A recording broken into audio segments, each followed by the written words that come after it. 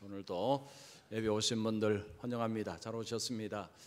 예수님을 소개합니다. 오늘 네 번째입니다. 생명의 떡이신 예수님, 이런 제목으로 말씀드립니다. 여러분 설교노트를 펴서 보시면서 적으시면서 말씀을 들으시기 바랍니다. 자, 외국인들이 이제 우리 한국 음식을 곧잘 먹습니다. 김치도 곧잘 먹고요, 매운 것도 곧잘 먹습니다. 그런데 외국인들이 이 한국 음식 중에서도 이 음식은 도저히 못 먹겠다라는 음식이 있습니다. 그게 뭘까요? 한국 사람들 중에서도 그 음식을 못 먹는 사람들도 있습니다. 어떤 음식일까요? 자, 보여주세요. 저게 뭐죠? 산낙지입니다. 산낙지. 저는 저 산낙지를요 미국에서 처음 먹었습니다. 한국에서 제가 못 먹었어요. 달라스에서 한인 식당에 갔는데 거기에 저게떡 나왔는데요, 이게 막 움직이는 거예요. 구불구불 움직이는데 저거 먹는데 애먹었습니다. 이 음식은 외국인들에게 넘사벽이랍니다. 넘사벽. 여러분, 넘사벽이 무슨 말이죠? 넘을 수 없는 4차원의 벽이 넘사벽입니다. 다른 음식은 먹어도요, 이건 못 먹겠다 라고 합니다. 2001년에 월드컵 대표팀이 울산에서 이제 훈련을 하고 횟집에 갔답니다. 그때 감독이 히딩크 감독이고 코치들 중에서는 네덜란드에서 온 코치들이 몇 명 있었다고 합니다. 횟집에 갔는데 상에 이게 올라온 것입니다.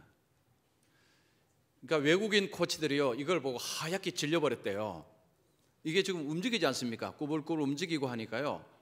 그런데 문제는, 중요한 것은 자기들은 하얗게 질렸는데 한국 이 축구 대표팀 선수들은요 이걸 너무너무 잘 먹더랍니다. 옆에서 그걸 보고요 충격을 2번 받은 거예요. 첫 번째 저걸 보고 놀라고, 먹는 거 보고 놀라고.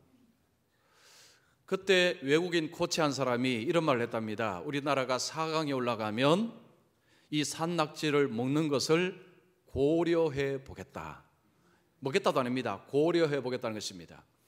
그러자 히딩크 감독이 그 목표가 너무 작다. 대한민국이 결승에 올라가면 자기는 산낙지를 먹겠다라고 그렇게 선언을 했습니다. 이건 먹겠다는 이야기입니까? 안 먹겠다는 이야기입니까? 안 먹겠다는 이야기죠. 우리나라 결승전 올라갈 뻔했습니다. 그러나 올라간다고는 아무도 생각을 안 했습니다. 여러분, 외국에서 우리 한국에 한 번도 오지 않은 사람들을 앞에서 만약에 텔레비전이나 이 영화를 통해서 한국 사람들이 저 꿈틀대는 산낙지를 먹는 모습을 보여주고 한국을 방문해 보시죠 하면 방문하고 싶은 생각이 들까요, 안 들까요?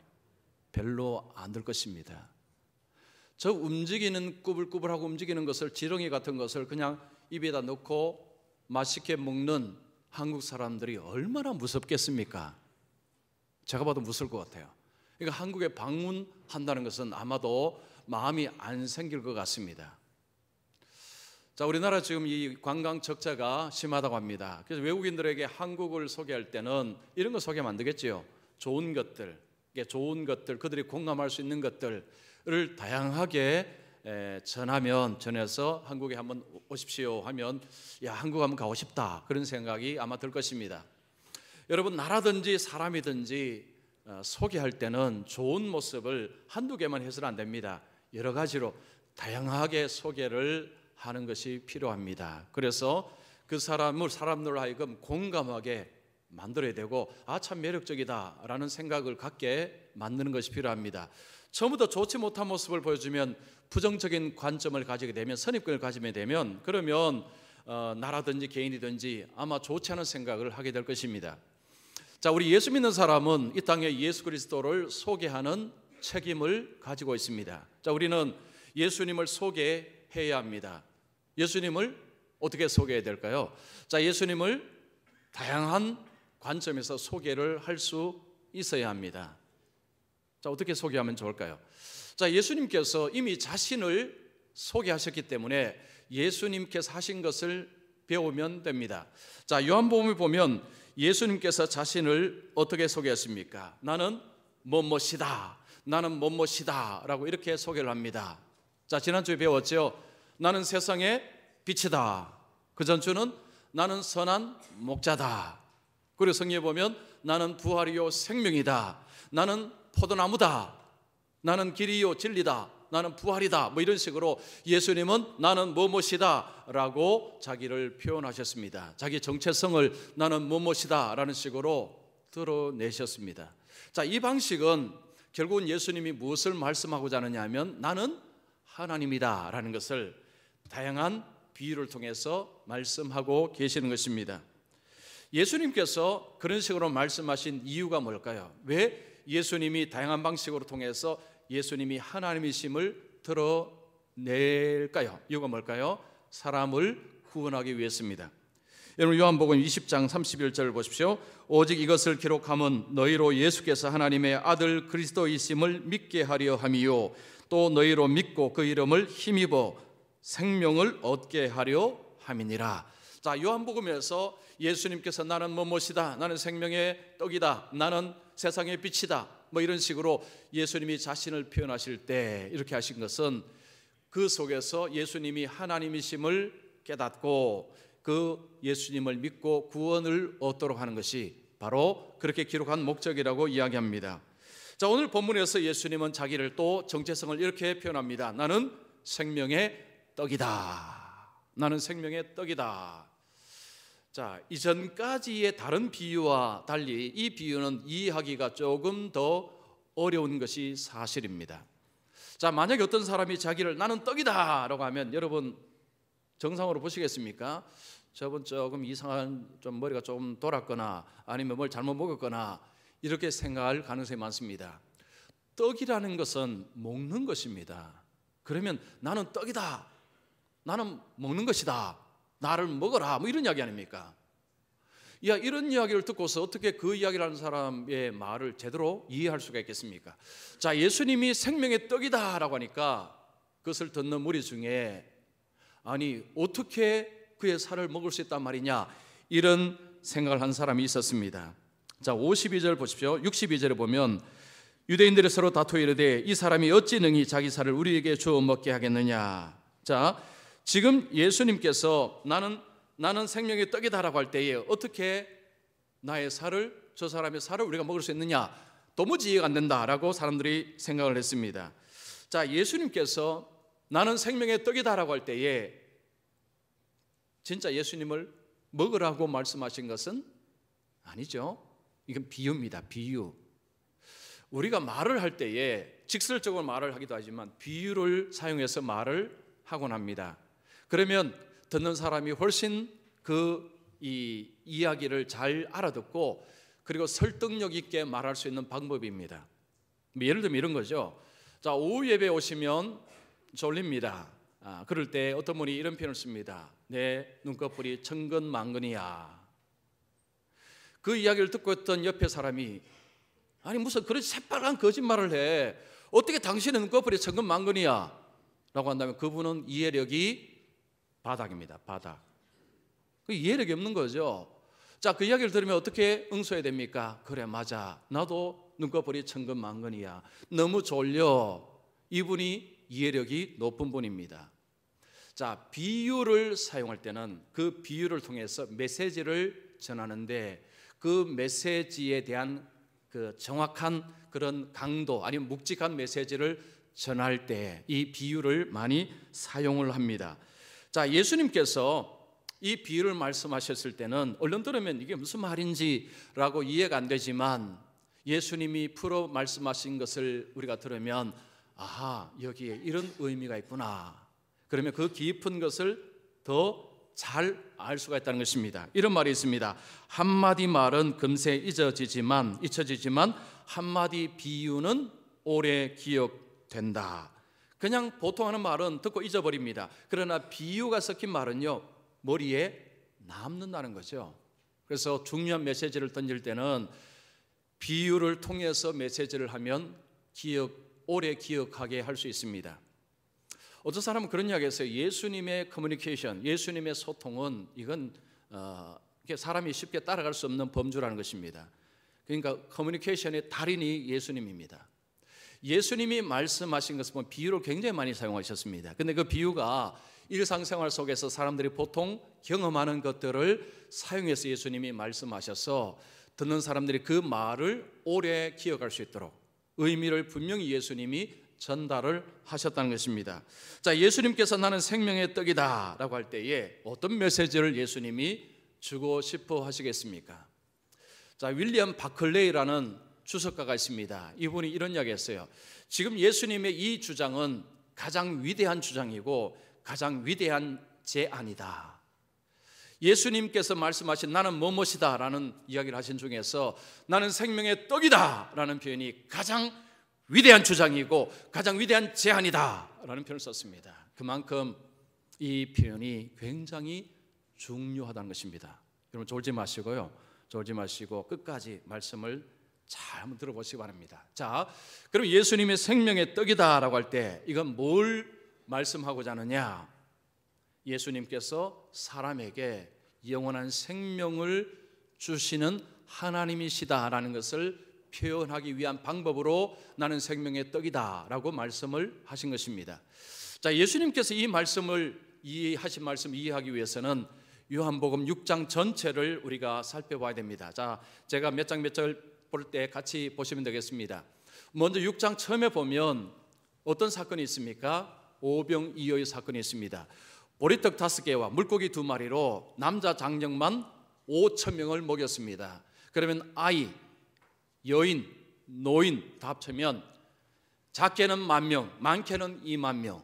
자, 예수님께서 보리떡 5개와 물고기 2마리로 좋게 10,000명 이상은 먹이셨습니다. 자, 그러면 그들은 허기만 적당히 때울 정도로 먹었느냐? 아닙니다.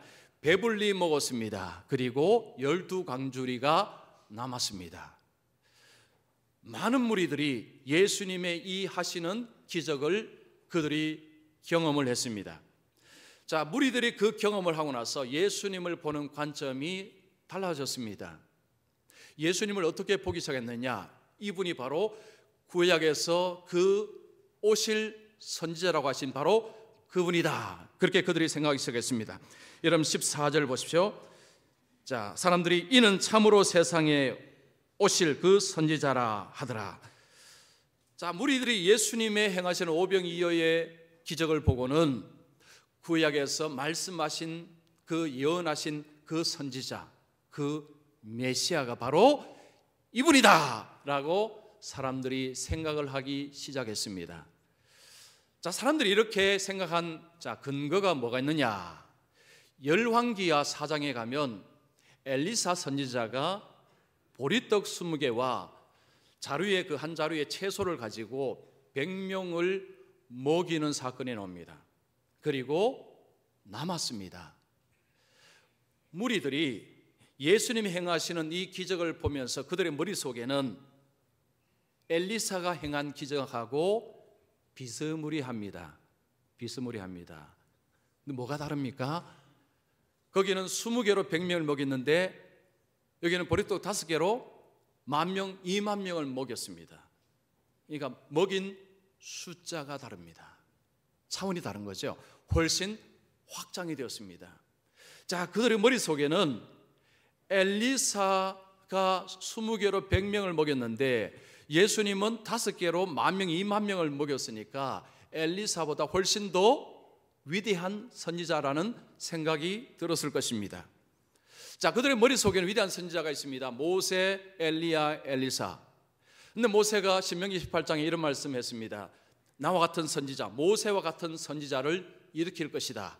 즉 메시아는 모세와 같은 선지자일 것이다 라고 말씀하고 있습니다. 그래서 무리들은 이 예수님이 오병이어를 행하자 바로 이분이 구약에 말씀하신 그 선지자다, 그 메시아다 라고 그들이 판단을 한 것입니다.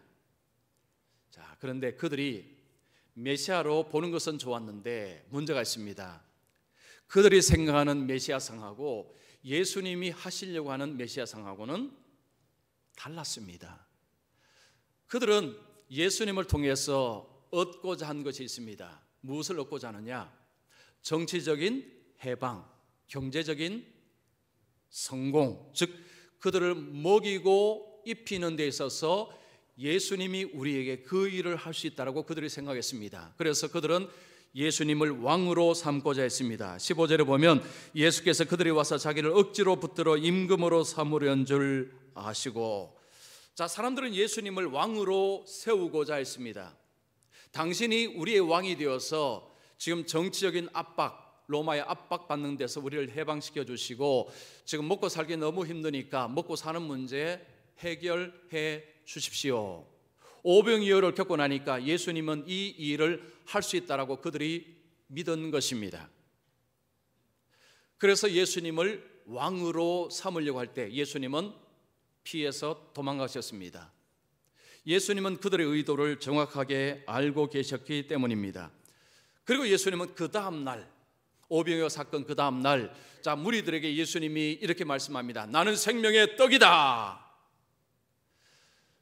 그들이 생각하는 메시아가 아니다라고 이야기를 하는 것입니다. 그러면서 예수님께서 구약의 만나 이야기를 하십니다. 여러분 잘 들으십시오. 이거 정말 중요합니다. 예수님은 자기를 어떻게 표현하시느냐면 나는 구약의 그 만나가 바로 나다, 그런 이야기를 하는 것입니다. 이스라엘 백성들이 출애굽에서 가나안 갈 때에 먹을 것이 없었습니다. 광야에는 먹을 것이 없습니다. 모세를 통해서 하나님이 위에서 하늘에서 만나를 내려주셨습니다. 만나는 얼마나 맛이 좋았느냐 하면 꿀 섞인 과자 같더라고 했습니다. 입에 아주 달콤했습니다. 입에 달콤한 만나가 매일 내려서 이스라엘 백성들이 광야 생활을 능히 할 수 있도록 그렇게 한 것이 만나였습니다. 자, 예수님께서 그 이야기를 하시면서 이스라엘 백성들이 만나를 먹고 그들이 육신의 필요를 채우고 그들이 광야를 넘어갔듯이 나는 하늘로부터 내려온 만나다라고 하는 것입니다. 근데 뭐가 차이냐? 구약에서 만나는 먹어도 죽었습니다. 그러나 나를 먹는 자는 죽지 아니하고 영원히 산다라고 말씀합니다. 자, 48절에서 50절 보십시오. 내가 곧 생명의 떡이니라. 너희 조상들은 광야에서 만나를 먹어서도 죽었거니와 이는 예수님 자신을 말합니다. 하늘에서 내려오는 떡이니 사람으로 하여금 먹고 죽지 아니하게 하는 것이니라. 자, 구약의 만나를 설명하시면서 예수님은 내가 바로 그 만나다. 그런데 구약의 만나를 먹으면 결국은 죽는다. 그러나 나를 먹으면 죽지 않는다. 영원히 산다. 그 말씀을 하는 것입니다. 구약의 만나는 이스라엘 백성들이 먹은 만나는 육신의 필요를 채워주는 음식이었습니다. 그들이 광야 생활을 할 수 있도록 그들의 육신의 필요를 채워주고 육신의 힘을 주는 것이 만나였습니다. 그들이 만나를 먹고 광야를 통과할 수 있었습니다. 자, 예수님께서 내가 만나다라는 것입니다. 나는 만나가 하늘에서 내려온 것처럼 나도 하늘에서 내려온 생명의 떡이다. 나를 먹으면 영원히 산다. 예수님이 그 말씀을 하셨습니다. 자, 무리들이 그 말을 듣자 이게 무슨 말이냐? 말귀를 못 알아듣습니다. 여러분 42절 보십시오. 이는 요셉의 아들 예수 아니냐? 그 부모를 우리가 아는데 자기가 지금 어찌하여 하늘에서 내려왔다 하느냐? 무리들은 말합니다. 아니, 나는 당신의 아버지 어머니 다 아는데 당신이 하늘에서 내려왔다. 이게 무슨 말이냐? 말이 되느냐? 사람들은 예수님의 말씀을 받아들이지 못했습니다. 여러분, 동상이몽이라는 표현 아시죠? 동상이몽. 한 자리에서 자지만 다른 꿈을 꾸는 것입니다. 이 동상이몽이죠. 자, 예수님과 무리들이 같은 장소에 있지만 무리들이 생각하는 메시아, 예수님 말씀하는 메시아는 완전히 달랐습니다. 무리들은 정치적인 해방, 먹을 것을 주는 그런 왕을 원했습니다. 그러나 예수님은 잠시 먹고 죽는 그런 음식을 공급하는 그런 왕이 아니라 영원한 생명을 주는 생명의 떡으로서의 메시아로 말씀을 하셨습니다. 아무리 귀한 진리를 들어도 못 깨달으면 내 것이 안 됩니다. 아무리 귀가 열려 있어도요, 진리를 들을 때 못 깨달으면 이거 내게 되지 않습니다. 나와는 아무 상관이 없습니다. 사람들은 이런 영적인 것보다는 그냥 물질적인 것, 눈에 보이는 것, 이거 달라고, 이게 중요하다고 그렇게 생각하는 분들이 너무너무 많습니다. 지난주 금요일에 가슴 아픈 사건이 일어났습니다. 자, 충북 제천에서 한 스포츠센터에서 불이 났는데 안타깝게도 29명이 고귀한 목숨을 잃었습니다. 신문이나 방송에서 그런 표현을 썼습니다. 초기 대응을 잘했다면 이렇게 많은 생명을 잃지는 않았을 것이다. 초기 대응에 실패했다는 거죠. 대통령이 유족들을 찾아갔습니다. 유족들이 대통령에게 거센 항의를 합니다. 당국의 대처에 문제가 있었습니다. 정부가 이런 식으로 뒤늦게 대처하는 게 한두 번입니까? 초기 대응만 잘했어도 사람이 이렇게 많이 죽지는 않았을 것입니다. 사람이 먼저다고 하셨는데 이번에는 사람이고 뭐고 없었습니다. 화재 나면 사람부터 구조해야죠. 어떤 유가족은 말합니다. 세월호 참사 이후 좀 나아지는가 했더니 우리나라 안전 시스템이 나아진 게 뭐가 있습니까? 소방차는 4시에 왔는데 창을 깨고 들어간 것은 5시 반, 1시간 반 동안 들어가지도 못하고 그 안에서는 구조를 기다리다가 많은 사람들이 질식해서 목숨을 잃었다는 거죠. 이런 사건이 일어나면 신문이나 방송은 늘 비슷한 말합니다. 우리나라의 그 안전망, 사회 안전망이 너무 허술하다. 자, 우리 모두는 안전한 나라에서 살고 싶어 합니다. 안전한 나라, 안정된 나라, 먹을 것이 늘 공급되는 나라, 정치적인 불안이 없는 나라, 외세 위협이 없는 나라, 그런 나라에 살고 싶어 합니다. 지도자를 선출할 때에 잘 먹고 잘 살게 해주는 지도자, 대통령을 원합니다. 히틀러가 지도자가 될 때 독일 국민들이 바로 잘 먹고 잘 살게 해주는 그런 지도자로 적격이라고 생각을 했다고 합니다. 그 사람들은 그런 지도자가 세워지면 잘 먹고 잘 살게 해주리라 기대하지만, 여러분, 대통령이 그런 마음을 품고 있지만 대통령이 그걸 어떻게 할 수가 있습니까? 그건 할 수가 없습니다. 어느 나라에 가든 불안한 것은 매일 마찬가지입니다. 사람들이 이 삶이 불안하다 보니까 사람들이 찾는 것은 종교입니다. 종교. 어떤 사람은 그런 이야기죠. 왜 사람들이 종교를 찾느냐? 불안하기 때문에, 두려움 때문에 종교를 가진다라고 이야기를 합니다. 일면 일리가 있습니다. 이 삶은 너무 불안하기 때문에 이 불안함을 내가 어떻게 할 수가 없고, 내가 믿는 신이 나 대신 이 불안함을 좀 잠재워 주기 위해서 내가 하는 것은 제사와 의식을 드리고 그 신은 나를 위해서 일해주고, 이게 서로 주고받고 하는 이 방식이 종교의 방식이라는 것입니다. 그 사람들이 종교를 찾는 것은 내가 할 수 없는 그 통제를 당신이 좀 해달라는 거죠. 나는 당신을 열심히 섬기겠습니다. 제사하고 의식을 할 테니까 당신은 내가 원하는 것 달라는 것입니다. 이게 종교라는 거죠. 자, 예수님을 섬길 때도 세상의 종교 방식으로 예수님을 섬기다가는 큰일 납니다. 우리 주님은 그렇게 하시지 않기 때문입니다. 자, 무리들이 예수님을 왕으로 세웠습니다. 당신을 왕으로 세워줄 테니까 당신은 우리가 원하는 것 좀 달라는 것입니다. 예수님은 거절했습니다. 예수님은 거절했습니다. 우리가 하나님을 그렇게 섬기면 못 섬깁니다. 하나님은 우리가 원하는 대로 해주시는 분이 아니십니다. 미국의 프로 미식 축구 선수 중에 스티브 존슨이라는 선수가 있습니다. 꽤 유명한 선수인데 이분은 크리스찬입니다. 이분이 이 날라오는 공을, 경기에 날라오는 공을 받아야 되는데 놓쳐버렸습니다. 그래서 엄청난 비난을 들었어요. 트위터에, SNS에 이렇게 적었습니다. 나는 매일 당신을 찬양했어요.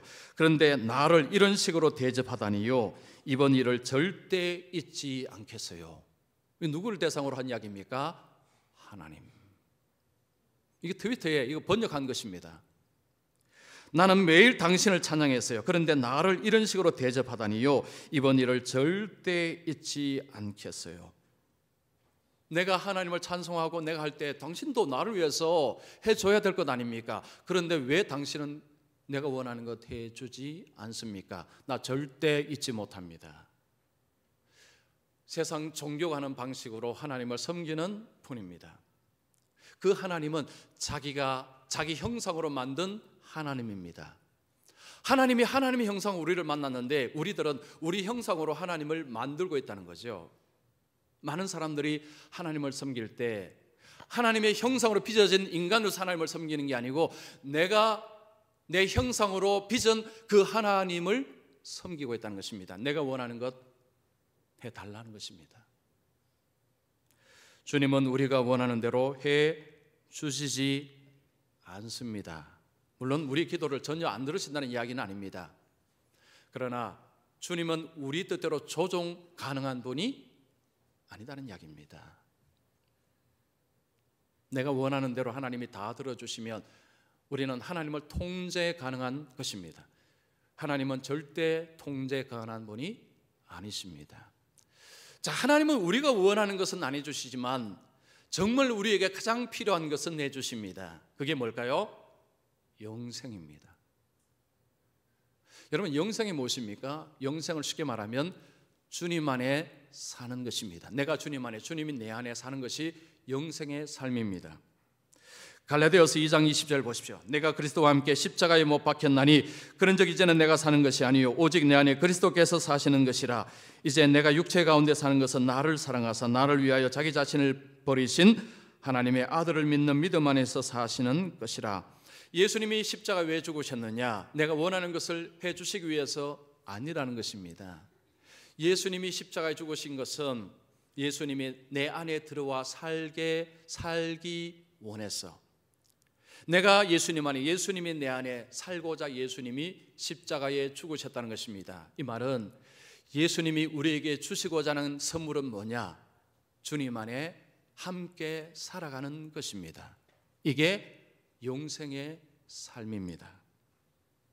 주님은 이것을 우리에게 주시기를 원하십니다. 주님이 이 땅에 오신 이유가 이것입니다.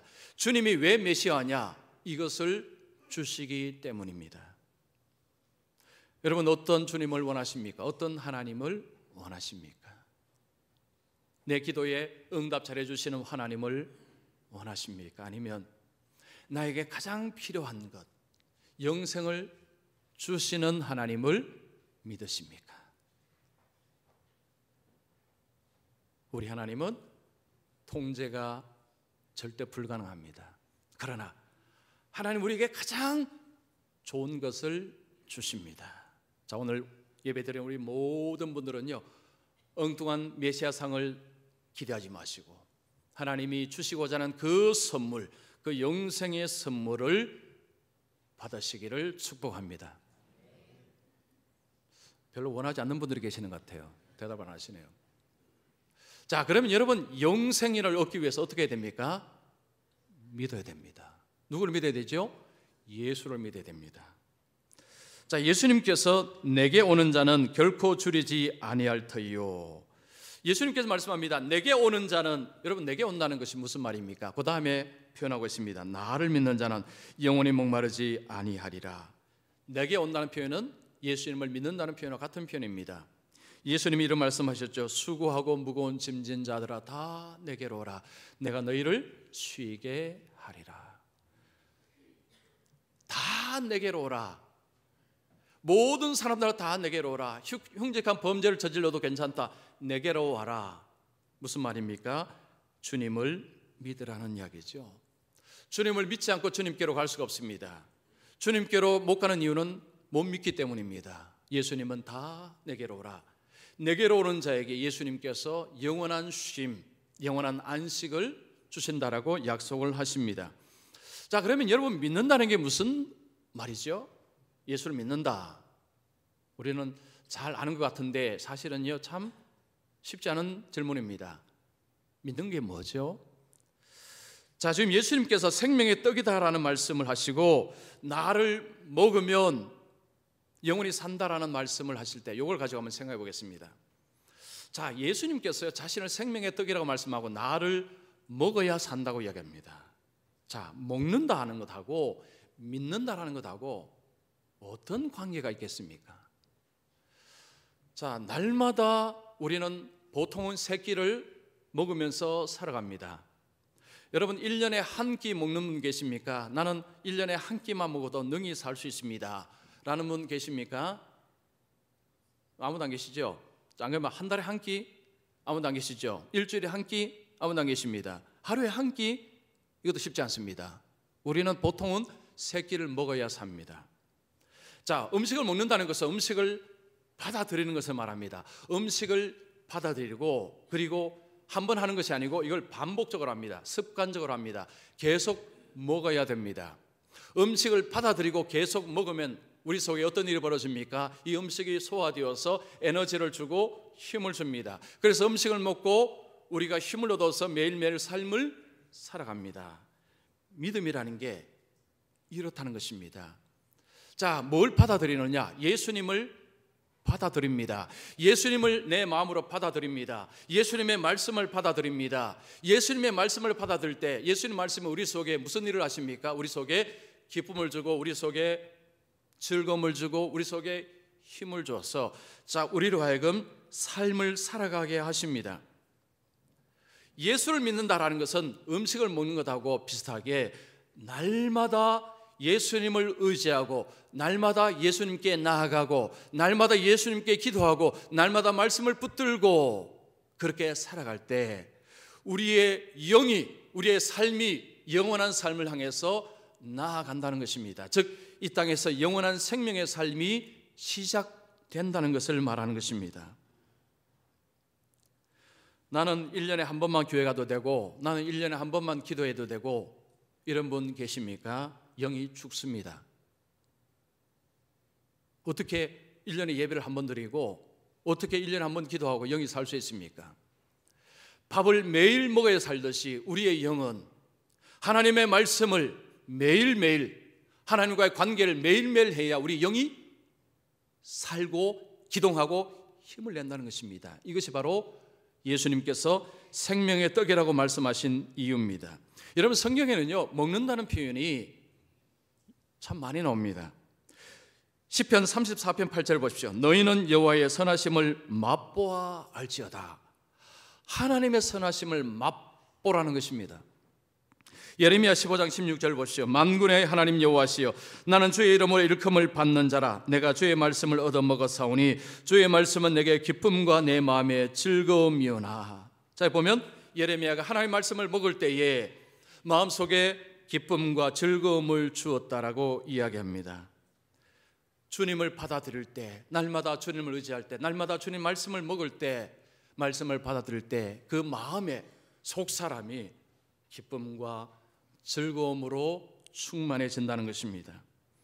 자 이렇게 날마다 주님을 먹을 때에 주님은 위대한 약속을 합니다. 결코 줄이지 아니할 터이요 영원히 목마르지 아니하리라. 이게 무슨 이야기입니까? 인간에게 가장 중요한 영혼의 만족을 준다는 것입니다. 정말 우리가 애타게 찾는 그 만족을 준다는 것입니다. 누가 준다고요? 주님이. 돈이, 건강이, 세상이 아닙니다. 주님이 주신다고 말씀합니다. 자 그러나 많은 사람들은 세상의 성공을 향해 쫓아갑니다. 세상의 물질을 쫓아갑니다. 그걸 얻으면 이 만족을 얻을 줄로 생각합니다. 솔로몬은 이야기하죠. 그 끝은 허무라고 이야기합니다. 세상의 화려함, 세상의 좋은 것들 쫓아가지만 손에 얻고 보니 뭐가 오느냐? 허무, 절망, 허탈 이것만 밀려온다고 이야기합니다. 예수님이 주시는 것은 인간에게 가장 깊은 곳에서 인간이 가장 애타게 찾는 그것을 예수님이 주신다고 말씀합니다. 며칠 전에 아이돌 그룹 한 남자 가수가 자살을 했습니다. 자, 그 유서를 통해서 왜 이 가수가 자살했느냐? 두 가지 이유라고 이야기합니다. 하나는 우울, 하나는 외로움이었습니다. 인기가 있습니다. 사람들에게 둘러싸여 있습니다. 그러나 외로웠습니다. 우울했습니다. 그 화려한 연예계 속에 있으면서 사람들은 외로워하고 우울하다는 것입니다. 즉 내면이 파리해져 가고 있다는 거죠. 겉은 화려함 속에서 화려하게 보일지 모르지만 그 내면은 점점 파리해져 간다는 것입니다. 어제 제가 신문을 보니까 어느 작가가 자살한 이 아이돌 가수와 마지막 만남을 글을 적었습니다. 새 앨범을 이 작가에게 주더랍니다. 그리고 앨범 위에 이런 메모가 있었다고 합니다. 작가님, 건강하셔야만 해요. 그때는 뭐 이 표현을 그냥 여성이 봤다고 합니다. 그런데 그 아이돌 가수가 자살하고 난 뒤에 그 문구가 이게 그냥 보통 문구가 아니라는 거죠. 보통 작가님 건강하세요라고 하는데 작가님 건강하셔야만 해요. 의미심장한 표현입니다. 이미 죽기로 마음을 먹고 있었다는 것입니다. 이 작가가 이 신문에 이런 걸 적었습니다. 이제 막 슬픔에 빠져든 사람들을 보면 이렇게 말해주고 싶다. 걱정 말아요. 아픔과 고통을 이겨내지는 못하겠지만 거기에 익숙해질 거예요. 자, 이분은 이 신문에 계속 글을 쓰는 분입니다. 뭐 소설도 쓰고 신문에다 계속 연재를 하는 분인데 슬픔에 빠진 분들에게 자기는 이런 말 하고 싶답니다. 아픔과 고통을 이겨내지는 못하겠지만 거기에 익숙해질 거예요. 근데 저는요 이 표현을 보고 깜짝 놀랐어요. 이게 뭔 위로인가? 여러분 이게 위로가 됩니까? 지금 슬픔에 빠진 사람에게 걱정 마세요. 이제 곧 익숙해질 겁니다. 여러분 세상이 주는 위로가 결국 이렇습니다. 세상이 주는 위로는요 결국 이렇습니다. 익숙해질 겁니다. 익숙하십시오. 어쩌겠습니까? 아무 위로가 안 됩니다. 여러분 익숙해지면 되는 것입니까? 익숙해지면 아무 문제 없는 것입니까? 근데 왜 사람들은 자살하고 왜 그렇습니까? 이건 해결책이 아닙니다. 하나님께서 우리에게 자 이렇게 말씀합니다. 잘 들어보십시오. 이사야 55장 2절에 보면 너희가 어찌하여 양식이 아닌 것을 위하여 은을 달아주며 배부르게 하지 못할 것을 위하여 수고하느냐. 내게 듣고 들을지어다. 그리하면 너희가 좋은 것을 먹을 것이며 너희 자신들이 기름진 것으로 즐거움을 얻으리라. 아멘. 다시 한번 읽겠습니다. 여러분 마지막에 아멘 큰 소리로 하십시오. 너희가 어찌하여 양식이 아닌 것을 위하여 은을 달아주며 배부르게 하지 못할 것을 위하여 수고하느냐. 내게 듣고 들을지어다. 그리하면 너희가 좋은 것을 먹을 것이며 너희 자신들이 기름진 것으로 즐거움을 얻으리라. 사람들은 세상에서 내 속에 있는 것을 채워주지 못할 것을 위해서 열심히 수고합니다. 날마다 애를 씁니다. 그런데 그것이 나에게 속에 있는 깊은 불응을 채워주느냐? 못 채워줍니다. 주님 말씀합니다. 내게 와서 듣고 들을지어다. 주님께 와서 듣고 들을지어다. 내가 너의 깊은 것을 만져주겠다. 너의 깊은 것을 내가 채워주겠다. 하나님의 약속입니다. 지금 우리나라의 10대와 50대의 우울증이 계속 증가하고 있다고 합니다. 그중에 20대 증가율이 가파르다고 합니다. 한 20대 청년이 취업도 안 되고 너무 힘들어서 이렇게 살아서 뭐 하나 생각이 들었답니다. 너무너무 마음이 힘들어서 병원에 갔더니만 당신 우울증입니다 라고 진단을 하더랍니다. 취업 장벽, 결혼 장벽, 인생의 장벽 앞에서 내가 왜 사는지, 왜 뭐 때문에 살아야 되는지, 이렇게 살아 뭐 하는지 이런 질문 속에서 답을 찾지 못하니까 이게 계속 자기를 갉아먹는 것입니다. 내면을 갉아먹습니다. 이걸 누가 채워줄 수 있습니까? 여러분 이건 누가 해결해 줄 수 있습니까? 사람은 감정의 동물입니다. 감정요 우리 마음대로 통제가 잘 안 됩니다. 감정에 짓누르기 시작하면 우리 쉽게 못 이깁니다. 주님이 우리에게 말씀합니다. 내게 와서 듣고 들을지어다. 혹시 마음속에 내가 왜 이렇게 사나 이런 생각이 드시면 주님께 빨리 나와야 됩니다. 예배 자리로 여러분 새벽 기도라도 나오십시오. 주님께 듣고 들으십시오. 주님이 말씀하십니다. 주님이 만지십니다. 주님께서 오병이어로 5,000명 아니 2만 명 정도를 먹이신 후에 그들에게 보여주신 것은 주님이 풍성함을 줄 수 있는 메시아다, 구원자다, 하나님이시다 라는 것을 보여주신 것입니다. 여러분 주님이 주시는 만족감 경험해 보셨습니까? 주님의 말씀을 통해서 마음속에 깊은 곳에서 주님의 만지심을 경험해 보셨습니까? 세상에서 얻지 못하는 그 만족과 풍족함을 주님을 통해서 혹시 경험해 보셨습니까? 이거 경험하지 못하면, 내가 왜 교회 나와야 되는지, 내가 왜 예수 믿어야 되는지 이유를 알지 못합니다. 주님께 와서 듣고 들으십시오. 주님께 물으십시오. 나를 구원해 주시옵소서. 나를 살려 주시옵소서. 주님은 우리를 살리시는 분이고, 주님 우리를 만족시키는 분이시고, 주님 우리를 풍족하게 하시는 분이십니다. 자, 오늘 크리스마스 이브 주일입니다. 오신 우리 모든 분들은요, 여러분 세상 속에서 그걸 찾지 마시고 주님 안에 나오셔서 듣고 들으심으로 주님이 주시는 진짜 이것을 맛보시고 그 주님을 평생토록 찬송하고 섬기는 분들이 되시기를 축원합니다. 자, 우리 다 같이 한번 통성으로 기도하겠습니다.